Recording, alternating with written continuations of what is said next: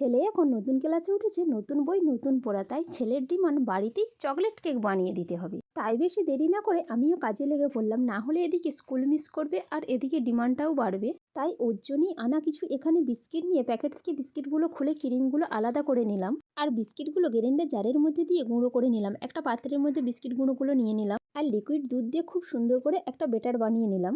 একটা বড় বাটির উপর সাদা তেল ব্রাশ করে আগে থেকে কেটে রাখা সাদা কাগজ বসিয়ে দিলাম আর এদিকে ব্যাটারের উপর ইনো দিয়ে 2 চামচ দুধ দিয়ে খুব সুন্দর করে ফেটিয়ে নিলাম। বাটির উপর কেকের ব্যাটারটা দিয়ে বাটিটা আমি কড়াই বসিয়ে দিলাম, চাপা দিয়ে 35 মিনিট রেখে দিলাম। 35 মিনিট পর চাপা খুলে একটা কাঠির সাহায্যে দেখে নিলাম কেকটা খুব সুন্দর হয়ে গেছে। এদিকে কেকটা ঠান্ডা করতে দিয়ে ক্রিমের ওপর গরম দুধ দিয়ে খুব সুন্দর করে ক্রিমটা ফেটিয়ে নিলাম। কেকটা ঠান্ডা হয়ে গেলে ছুরির সাহায্যে 4 সাইডটা ছাড়িয়ে আমি বাটি থেকে বের করে নিলাম। কেকের উপর বিস্কিটের ক্রিমটা লাগিয়ে দিলাম, উপর দিয়ে চেরি আর বিস্কিট দিয়ে সাজিয়ে নিলাম। খেতে তো দারুণ হয়েছে। লাস্টে ছেলে বলছে চকলেট কই, আবার জেমস দিয়ে সাজিয়ে নিলাম।